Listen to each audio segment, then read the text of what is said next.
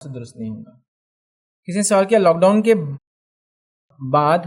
کافی لوگ جاب لیس ہو گئے ہیں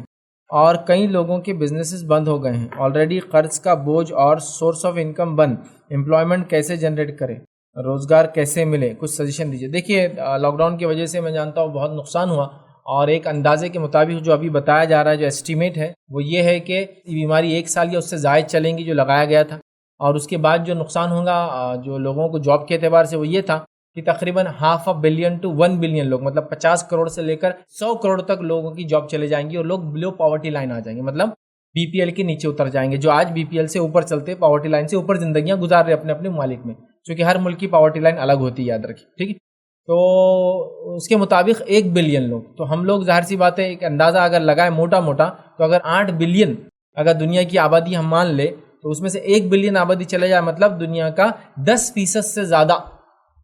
لوگ جو ہے بلو پاورٹی لائن جانے والے ہیں، جابز لوز کرنے والے ہیں، اور مختلف مسائل ان کے ساتھ آنے والے ہیں۔ تو بہرحال ایسے ماحول میں ہم کیا کریں؟ ایسے ماحول میں یہی کہوں گا سب سے پہلا کام تو یہ کرے کہ اپنے زندگی کے جینے کے معیار کو تھوڑا ہم کم کریں، پیسے کو زیادہ زیادہ بچائے، تاکہ پیسہ ہمارے لیے اور ہمارے بھائیوں کے لیے اور دیگر بھائیوں سے مراد یہ نہیں کہ بالکل آپ کا عین پڑوسی ہو سکتا ہے، آپ جس محلے میں سب مالدار ہو، لیکن اس محلے کے بازو والا محلہ آپ دیکھیں کتنا غریب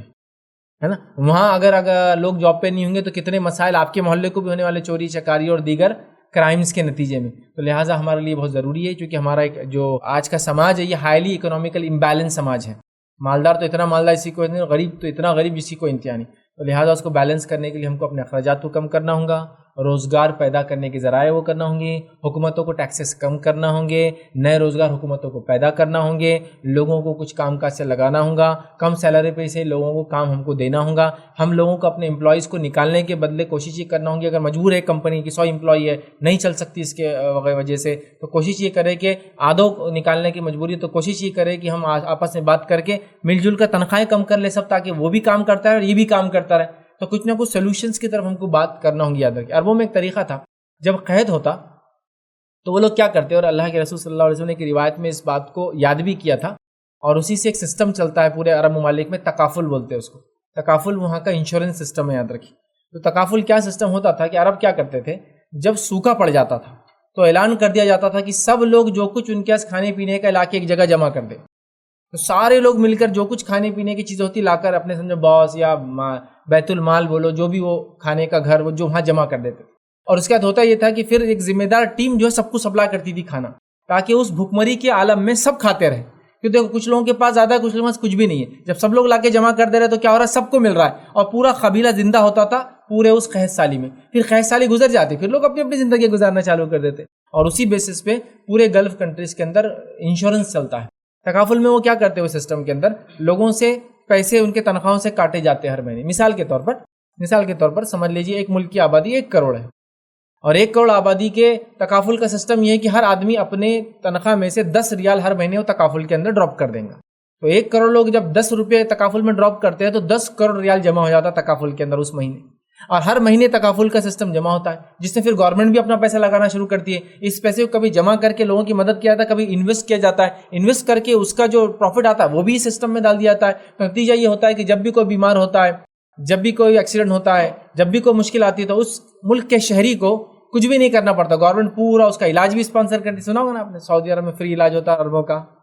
عمان میں فری علاج ہوتا ہے عمانیوں کا، قطر جو ہے اس کے اندر میڈیکل فری ہے، تو یہی وجہ سے ہوتا تکافل ہے، آپ کی سیلری سے نکالے صرف کتنا 10 ریال، لیکن کیا ہوتا کہ پورے ملک کا پیسہ جمع ہوتا ہے، اس پیمانے پہ جمع ہو جاتا ہے کہ اتنے لوگ بیمار ہو، اتنے لوگ پریشان حال نہیں ہوتے، اور اسی پیسے سے آپ کی مدد، تکافل بولتے ہیں اس کو۔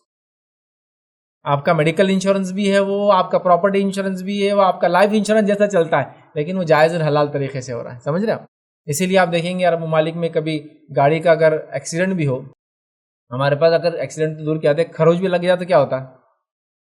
آپ سمجھ، خروج بھی لگ جائے تو کیا ہوتا ہے، وہاں ایکسیڈنٹ ہو گیا، 2 لوگوں کا ایکسیڈنٹ ہو جائے گا، گاڑیاں بھیڑ جائیں گی، اور اگر یہ چھوٹا موٹا ہی ہوگا ورنہ جنرل جانے چل جاتی ہے، بٹ ہو بھی گیا، گاڑیاں کافی خراب بھی ہو گئی، دونوں نکلیں گے، سلام کلام ہوگا، صحت وغیرہ کیسی ہے، ایک آدھ آدمی اگر نزدیک کوئی بقالہ ہوگا، اسٹور ہوگا، جنرل وہاں سے کچھ آپ کو جوس ووس لا کے دیں گا، پیو بولیں گے، دونوں بیٹھیں گے، دونوں فوٹو کھینچیں گے گاڑی کی، کہاں ڈنٹ ہوا، اپنے اپنے کمپنی انشورنس کمپنی کو بھیج دیں گے، کلیم ہو گیا اور سلام کلام ہوا، اگر لے جا سکتے تو گاڑی جائیں گی، نہیں تو وہاں پڑی رہیں گی، گورنمنٹ آ کے ٹو کر کے لے جائیں گے، اس چلے گئے دونوں۔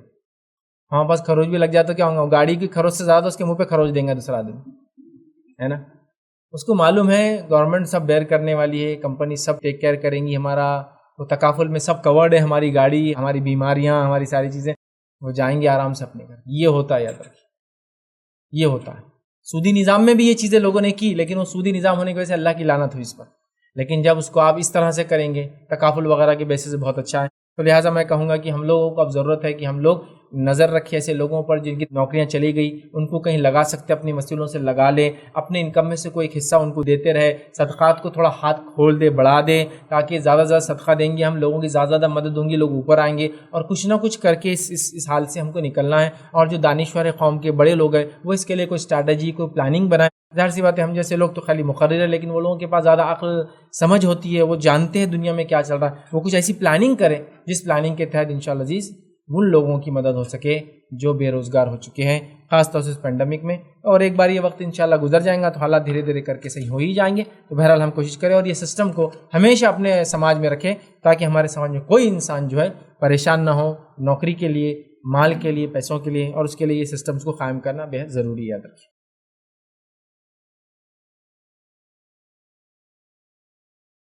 السلام علیکم. آپ بھی ہمارے اس کام میں تعاون کریں اپنی زکات و صدقات کے ذریعے. ڈونیشن ڈیٹیلز کے لیے ڈونیٹ پر کلک کریں. اگر آپ کو ہمارے ویڈیوز پسند آئے ہیں تو اسے شیئر کریں اور سب کے حقدار بنیں. روزانہ ہمارے ویڈیوز کو پانے کے لیے ہمارے یوٹیوب چینل کو سبسکرائب کریں اور بیل آئکن دبائیں. ہم سے دیگر سوشل میڈیا پر جڑنے کے لیے ویڈیو میں دیے گئے آئی ڈی کو سرچ کریں. جزاک اللہ.